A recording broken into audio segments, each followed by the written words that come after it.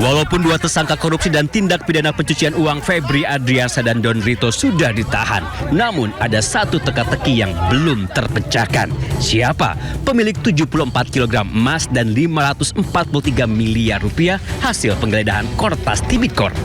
Febri sempat mengaku jika rumah di Sentul adalah miliknya, namun tidak dengan barang-barang yang ada di dalamnya. Tentang rumah Sentul, ya, itu memang rumah pribadi Jampisus, dan mengenai uang tadi kan sudah saya jelaskan yang ditemukan bahwa itu ada pemilik, ya, bahwa itu ada kegiatan. Tiba-tiba saja melalui pengacaranya, Don Rito mengaku jika emas dan uang yang disita polisi di rumah Febri adalah miliknya. Yang pasti itu tidak berkaitan dengan Pak Febri. Kedua, yang pasti itu ada pihak yang secara legal menyerahkan.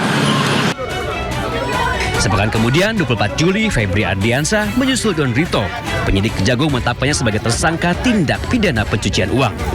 Sebelum digelandang ke rutan KPK, Febri sempat melontarkan teka-teki tentang emas dan uang yang disita polisi di rumahnya. Jalan dulu. Biar jaksa penyidik lihat. Ini masukkan ke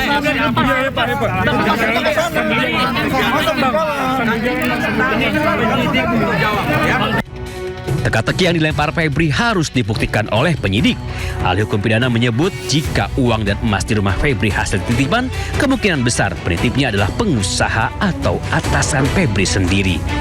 Nah, itu kan menjadi pertanyaan, ya, menjadi punya siapa itu? Ya, penyidik bisa membuktikan bahwa itu adalah miliknya, dan kalaupun kemudian dia berargumen bahwa itu dia dititipin, nah pertanyaannya adalah siapa yang berani nitip ke dia? Kan kemungkinannya ada dua. Yang berhubungan secara struktural birokrasi gitu ya kan, artinya atasannya atau temennya satu-satu eselon, sama-sama eselon 1 gitu ya kan, bisa seperti itu kan, atau orang lain yang punya hubungan bisnis dengan dia. Kini si pelempar teka-teki sudah dipenjara dengan tudingan tindak pidana pencucian uang atau TPPU. Sementara tim Sebar Kejagung tidak menjelaskan lebih detail kasus TPPU yang dilakukan mantan jaksanya itu. Tim Liputan iNews melaporkan. Jenguk ex-Jampitsus Febri Adriansyah di rutan KPK, kuasa hukum tegaskan Febri tak mendapat perlakuan khusus sebagai tahanan. Hari keempat ex-Jampitsus Febri Adriansyah di rutan KPK mendapat kunjungan dari tim kuasa hukum Febri Diansyah. Kuasa hukum tegaskan kliennya dalam kondisi baik dan tak mendapat perlakuan istimewa di dalam rutan KPK. Melalui kuasa hukum, ex-Jampitsus Febri Adriansyah juga meminta isu di publik jelas, termasuk soal kepemilikan dan sumber barang bukti sitaan yang jumlahnya fantastis. Menurut Febri, masih banyak wilayah abu-abu atau samar secara hukum yang harus bisa dibuktikan penyidik. Jadi poin utamanya adalah ada begitu banyak wilayah yang abu-abu, wilayah yang samar secara hukum saat ini yang belum clear. Tentu ini dari pandangan kami ya. Nah, wilayah yang samar-samar dan wilayah yang abu-abu inilah yang seharusnya bisa diklirkan dengan bukti-bukti yang ada. Itu kewenangan dari penyidik di Kejaksaan Agung. Kami menghormati kewenangan tim penyidik Kejaksaan Agung tersebut. Beralih ke informasi lain, pemirsa, kabar duka kembali datang dari dunia kedokteran. Diduga akibat tekanan pekerjaan, seorang dokter muda wanita tewas terjatuh di apartemen Kalibata City, Pancoran, Jakarta Selatan. Korban terjatuh dari lantai 18 dan jasadnya tersangkut di lantai 2 apartemen.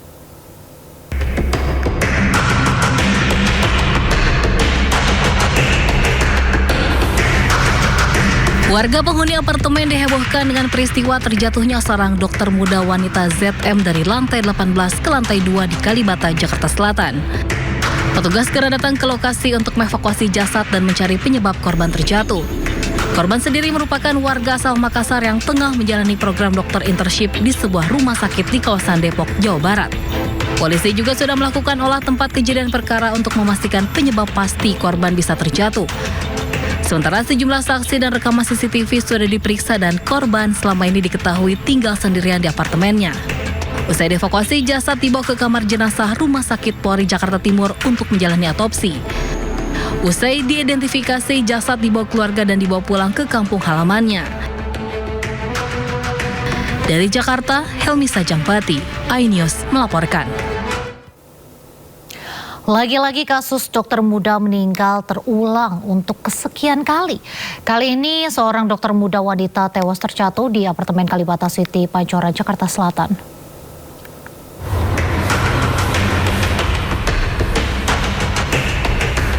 Warga penghuni apartemen dihebohkan dengan peristiwa terjatuhnya seorang dokter muda wanita berinisial ZM. Korban jatuh dari lantai 18 sebuah apartemen di Kalibata, Jakarta Selatan dan jasadnya tersangkut di lantai 2 apartemen. Korban berasal dari Makassar yang sedang menjalani program dokter magang di sebuah rumah sakit di kawasan Depok, Jawa Barat. Jadi informasi awal, korban tinggal sama orang tuanya berdua. Saat itu korban diajak pergi, namun korban tidak mau, korban bertahan di unit sendirian.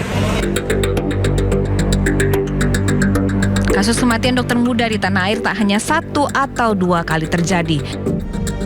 Sebelumnya Muhammad Zulfikar Drakel, seorang dokter koas yang tercatat sebagai mahasiswa Fakultas Kedokteran Universitas Indonesia asal Kalimantan Tengah, ditemukan tidak bernyawa di dalam kamar mandi sebuah penginapan di Kota Lampung.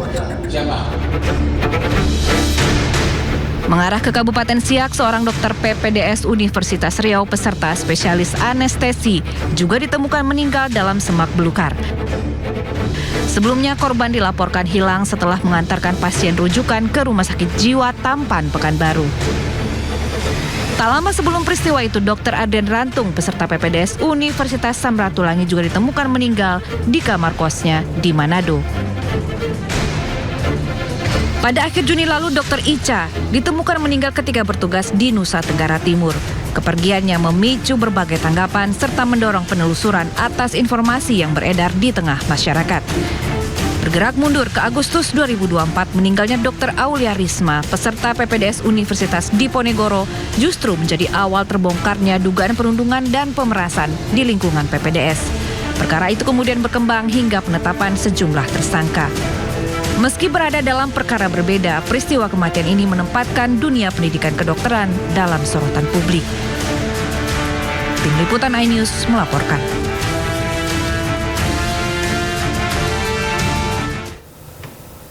Informasi berikutnya pemirsa, bayi laki-laki ditemukan di bagasi mobil milik panti asuhan di Ngawi, Jawa Timur. Bayi diduga sengaja dibuang agar dirawat di panti asuhan.